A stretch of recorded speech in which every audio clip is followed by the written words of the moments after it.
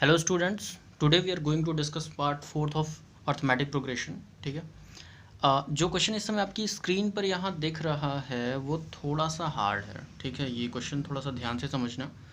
इस क्वेश्चन को थोड़ा हार्ड है, इस वजह से हम लोग इसे दो मेथड से सॉल्व करेंगे। ठीक है, देखिए सबसे पहले इस क्वेश्चन में बोला गया है कि find the 11th term from the last AP दी हुई है सामने। ठीक है, अब एपी लास्ट टर्म है 62। ठीक है, अब एक बात बताओ, अगर कोई 20 टर्म की सीरीज़ है, कोई एपी है कोई भी जिसमें कि टोटल 20 टर्म्स हैं, तो अगर कोई बोलेगा कि लास्ट से सेकंड टर्म क्या होगा, तो आप बोलोगे कि जो फर्स्ट से 18th टर्म होगा, जो शुरू से 18वां टर्म होगा, वो लास्ट से सेकंड टर्म होगा। ठीक है, इस फ़र्क को पहले अपने दिमाग में बैठाइएगा, तभी जाकर आप इस क्वेश्चन को सॉल्व कर पाएंगे। ठीक है, अब हम क्या करेंगे कि सबसे, अब इसने बोला कि लास्ट से 11 टर्म फाइंड आउट करना है, तो हमें ये कंफर्म करना होगा कि इसमें एक्चुअल में है कितने टर्म। उन टर्म्स को फिर जब हम कंप्लीट करेंगे तो वहाँ से बैक से हम 11th टर्म को काउंट करेंगे और ये देखेंगे कि वो स्टार्टिंग से कौन सा टर्म है, उसके बाद हम इसे सॉल्व कर पाएंगे। थोड़ा सा कॉन्सेप्चुअल क्वेश्चन है, तो ध्यान से समझिएगा, और अगर कहीं नहीं आता है तो सॉल्यूशन भी सामने ही है आपके, आप पॉज करके कहीं भी वीडियो देख लेना। ठीक है, देखिए सबसे पहले सीरीज़ है 10, 7, 4 and dot dot dot -62। Subtraction हो रहा है तो सब्ट्रैक्शन की सीरीज़ है। ठीक है, और इसका जो कॉमन डिफरेंस है वो -3 होगा, चेक करके आप देख लो। ठीक है, फर्स्ट टर्म हो गया ए और लास्ट टर्म हो गया -62। अब हमें पता करना होगा कि -62 है कौन सा टर्म। अगर ये 10वां टर्म होगा तो ये सीरीज़ 10 टर्म की होगी, अगर 11वां होगा तो 11 टर्म की, डिपेंड करता है। ठीक है, तो अभी यहाँ पर लास्ट टर्म का पता करेंगे कौन सा टर्म है। फॉर्मूला आपके सामने है, Tn = a + n - 1 × d। सारी वैल्यूज़ यहाँ पुट करो, वैल्यूज़ यहाँ पुट हो गई हैं आपके सामने। उसके बाद जब भी हम इसे सॉल्व करेंगे, -3 को इस पूरे से मल्टीप्लाई किया, -3 एंड माइनस हो गया यहाँ पे प्लस, ये आपस में सॉल्व हुआ, 13 उधर गया डायरेक्ट तो 75 -75 हो गया, माइनस था प्लस था तो यहाँ बजाएगा माइनस हो जाएगा, माइनस माइनस ऐड होता है, ये -3 बचा था, दोनों आपस में सॉल्व हुए और वैल्यू आ गई 25। मतलब इस सीरीज़ में 25 टर्म है। ठीक है, अब 25 टर्म है तो 25 से आपको पीछे 11 काउंट करना होगा। तो यहाँ देखो 25 से अगर हम पीछे 11th टर्म काउंट करेंगे तो यहाँ पर बता दिया पहले ही कि जो 11th टर्म होगा लास्ट से will be 15th term from first. Starting से जो 15 टर्म होगा वही 11th टर्म होगा लास्ट से। आप चाहो तो काउंट करके देख लेना। ठीक है, तो अब आप T15 पता करोगे। ठीक है, अब इस सीरीज़ का T15, तो T15 a + n - 1 × d, तो a + 15 - 1 × d, a 15 - 1 × d की वैल्यू -3 थी। इस पूरे को सॉल्व करो, ये सॉल्यूशन आपको आना चाहिए। ठीक है, ये सॉल्व जब हम यहाँ पर करेंगे तो वैल्यू बाई 14 यहाँ पर हो गया और यहाँ पर मल्टीप्लाई -42 एंड दिस -32। T15 यानी कि जो 11th टर्म था लास्ट से वो है -32। ठीक है, ये एक तरीका है। दूसरा ये कि हम इसका, ये तो पहला मेथड हो गया। अब हम इसे दूसरे मेथड से सॉल्व करेंगे। दूसरा मेथड क्या कहता है, दूसरा मेथड हमें सिंपली ये कह रहा है कि आप इस सीरीज़ को ही चेंज कर दो। मतलब जो लास्ट में था उसको, ये काम आपको रफ पे करना होगा, ये सीरीज़ आपको रफ पे करना होगा, या आप सब वैसे सामने भी कर सकते हो, वैसे प्रॉब्लम नहीं है। ये आपके दिमाग पर है कि आप कितना ज़्यादा सोच सकते हैं।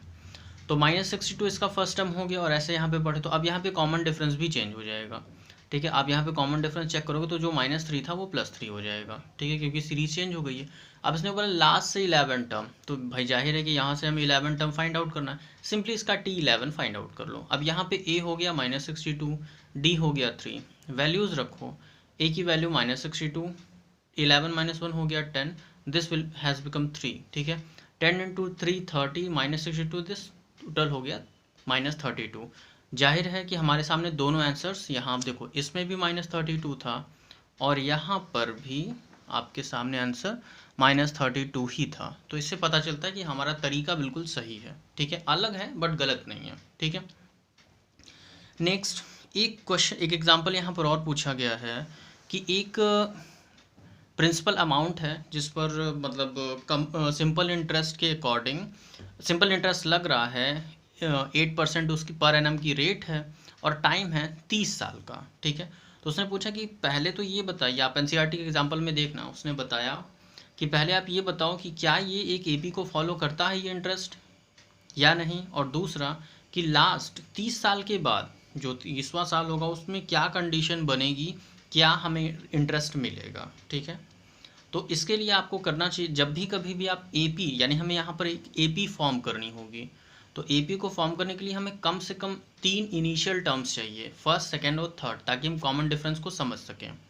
तो यहाँ पे पहले अब एक एक ईयर के लिए आप करोगे, तो फर्स्ट ईयर के लिए जब भी किया कि पहले ईयर में कितना इंटरेस्ट मिलेगा, तो पहली फर्स्ट ईयर मतलब 1 साल का गैप होगा उसमें, तो 1 P R T into upon में 100 है। ठीक है, तो पी कितना हो गया 1000, प्रिंसिपल आपका 1000 था, रेट थी 8% और ये वैल्यू 1 थी। इनको आपस में सॉल्व किया तो 80 रुपीज़ है। अब हमें देखना होगा अभी से 2 साल बाद क्या इंटरेस्ट मिलेगा।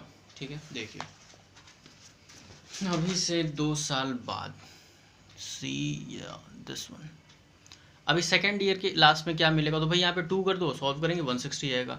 फिर तीसरी, भाई हमें 3 टर्म चाहिए तो हम यहाँ पर 3 बार करेंगे ऐसा, तो थर्ड ईयर के लिए यहाँ पे सॉल्व किया 240 आ गया। अभी हमें टर्म्स मिले हैं 80, 160 एंड 240। इनको डिफरेंस इनका देखा गया तो हाँ, इनकी कॉमन डिफरेंस सेम है, 80 है। ठीक है, तो यानी ये एक एपी को फॉलो कर रहा है। अब देखना है कि जो उसका इस सीरीज़ का जो T30th टर्म है, ठीक है, जो 30वां टर्म है वो कितना है। तो बस a plus n minus 1 into d से आप निकाल लो, -30 - 1 इंटू डी। ठीक है, ये देखिए यहाँ पर, यस, अभी यहाँ पर a था 80, d था 80 और ये 30 10, और इसको पूरी देखो हमने यहाँ पर 80 को कॉमन लिया सॉल्व, और 29 जब यहाँ पे कॉमन लेंगे तो 1 बचेगा, 1 + 29 हो जाएगा 30, और 80 कॉमन है, मल्टीप्लाई किया 2400। ठीक है, यहाँ पर आपका 2400 आ रहा है इस तरीके से। तो यहाँ पर आपके जो इम्पॉर्टेंट एग्जाम्पल्स थे वो ख़त्म होते हैं। ठीक है, और एक बात याद रखना कि जो कोई भी सीरीज़ प्रोग्रेशन होगी जो nth टर्म वाली है, उस पर सिचुएशनल वर्ड प्रॉब्लम और कॉमन वर्ड प्रॉब्लम या डायरेक्ट वर्ड प्रॉब्लम आ सकते हैं, बट जो समेशन का कॉन्सेप्ट है उस पर सिचुएशनल वर्ड प्रॉब्लम्स नहीं आएंगे, उसमें डायरेक्ट चीज़ें पूछी जाएंगी। ठीक है, अब सीधे सीधे एक्सरसाइज 5.2 पे आ जाते हैं हम लोग और उसे सॉल्व करते हैं। देखिए एक्सरसाइज 5.2।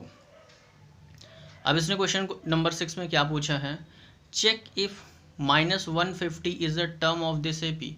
कंफर्म करना है कि क्या -150 सीरीज का इस प्रोग्रेशन का टर्म है या नहीं। होगा तो हमें कोई इंटीजर वैल्यू मिलेगी, नहीं होगा तो हमें डेसिमल मिलेगा या फ्रैक्शन मिलेगी, इस तरह का कुछ भी कंफ्यूजिंग मिलेगा। ठीक है, चलिए, तो a हो गया इसका 11, d निकालने के लिए 8 - 11 हो गया -3, 5 - this हो गया -3। दोनों केसेस में ये आ रहा है। हमें पता करना है n, क्योंकि tn दिया हुआ है -150। करके देखते हैं, वैल्यूज़ आप सारे यहाँ पर रख दो इक्वेशन में। ठीक है, वैल्यूज़ को a + n - 1 इंटू डी में रखा, तो 11 + n माइनस दिस -30, अब माइनस से ये मल्टीप्लाई होगा -3, माइनस से माइनस हो गया प्लस, 11 + 3 14, और जब ये इस तरफ जाएगा, ठीक है, इसको इधर किया और इसको इधर भेजा है। ठीक है, इस सब्स्टिट्यूशन से परेशान मत होना। तो अभी यहाँ पर हो गया, ये वैल्यू टोटल आ गई 164, और ये 3 इधर मल्टीप्लाई में है तो अपॉन में हो जाएगा, 164 अपॉन में 3, जाहिर है ये इससे कैंसिल नहीं हो पाएगा, डेसिमल का टर्म आ रहा है, यानी कि ये इसका एक पार्ट, एक टर्म नहीं है।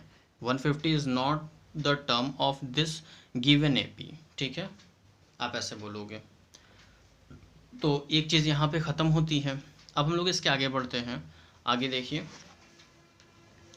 आपके पास क्वेश्चन नंबर 8 यहाँ दिया हुआ है। देखो मैंने क्वेश्चंस यहाँ पर लिखे हुए हैं।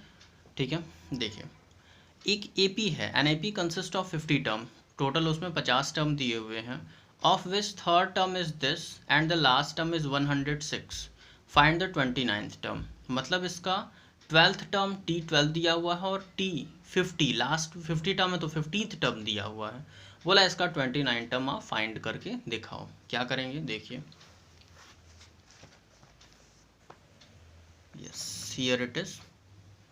क्वेश्चन ये बहुत ज़्यादा हार्ड नहीं है, बस थोड़ा सा कहने का तरीका अलग है, that is why I am telling you. ध्यान से देखिए, टोटल 50 टर्म्स थे, T3 हो गया 12, मतलब a + 2d की वैल्यू थी 12। लास्ट टर्म T50 मतलब मीन्स जो जनरल टर्म है, you have to remember that. ठीक है, जो जनरल टर्म है उसे आपको याद रखना होगा। a + 49d था ये, तो देखो a + 2d हो गया 12 एंड a + 49d हो गया 106। अभी आप जो एलिमिनेशन मेथड है, use it and solve it, उससे इसे सॉल्व करिए। तो एलिमिनेशन मेथड में क्या होगा, दोनों पॉजिटिव हैं यहाँ पर और ये दोनों सेम है, तो हम साइन नीचे का चेंज कर देंगे। नीचे का साइन चेंज हुआ, ये कैंसिल, सॉल्व किया, -47d एंड दिस -94, कट करके d की वैल्यू आ गई 2। ठीक है, कॉमन डिफरेंस आ गया 2। कॉमन डिफरेंस से हम a निकाल लेंगे।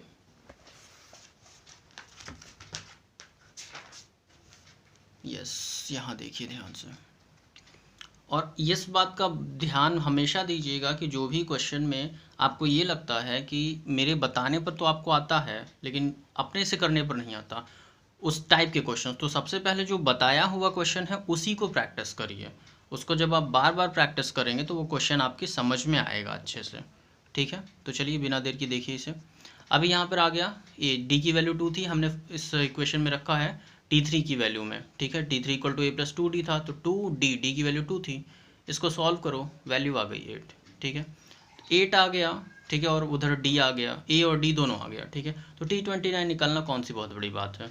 a = 28, 29 था, t29, तो a + 28, d जितना होगा उससे कम, जनरल टर्म दिमाग में रखना, तभी इससे 8 की, यहाँ पर a की वैल्यू 8 आ गई, 28 एंड दिस इज 2, सॉल्व किया, आ गई वैल्यू 64। ठीक है, इस तरीके से ये सॉल्व हो गया। इसके आगे बढ़ेंगे, एक क्वेश्चन और हमारे पास है, देखिए क्वेश्चन नंबर 10th, उसमें क्या कहा गया है, the 17th term of an AP exceeds the 10th term by 7, find the common difference. इसने बोला कि इसका जो T17 है वो T10 से 7 ज़्यादा है, मीन्स कि T, अब देखो इक्वेशन अभी दिमाग में बनाओ, जो T17 है, T17 इससे 7 ज़्यादा, यानी कि अगर T10 में हम 7 ऐड करेंगे तो इसको इक्वल होगा, मीन्स इक्वेशन जो है वो बनेगा T17 = T10 + 7, ऐसा। ठीक है, देखिए अभी यहाँ पर ये चीज़ आ रही है। T17 इक्वल, देखो यहाँ पर वही इक्वेशन है, उसने बोला D। ठीक है, T17 होगा a + 16d और T10 होगा a + 9d, जो भी होगा उससे कम, कॉमन डिफरेंस, या ये दिमाग में रखना। अब ये दोनों T17 और T10 यहाँ जो जहाँ पे उसकी वैल्यू रखो, जब भी आपने इसकी वैल्यू रखी, ठीक है, एक सेकंड, हाँ देखो, जब भी आप इसकी वैल्यू यहाँ पर रखोगे तो a + 16d और a + 9d + 7। ठीक है, a से, अब ये या तो इधर ले जा करके कैंसिल करो या डायरेक्टली आपस में कैंसिल कर दो, इससे कोई फ़र्क नहीं पड़ता है। बट अगर आपको एक स्टेप और बढ़ाना है तो आप इसको एक साइड में कर दो, उसके बाद उसे कट करो, डिपेंड करता है आप पे, ये आपकी चॉइस है। 9d इधर हुआ, 9d जब इधर जाएगा तो 16 - 9 हो गया 7 एंड हियर इज 7, आप उसमें कैंसिल हो गया, d की वैल्यू आ गई 1। ठीक है, तो कॉमन डिफरेंस आ गया 1, इतना ही आपका पूछा था। ठीक है, तो आज का वीडियो हम यहीं से एंड करते हैं। देखो ये क्वेश्चन, इसमें वर्ड प्रॉब्लम्स ज़्यादा हैं, तो इस सीरीज़ को, ये जो पार्ट है आपका, इसको हम लोग आगे भी डिस्कस करेंगे नेक्स्ट वीडियो में। ठीक है, तब तक के लिए स्टडी करते रहिए, वीडियो को एंड करते हैं। ठीक है, ओके, कीप स्टडिंग।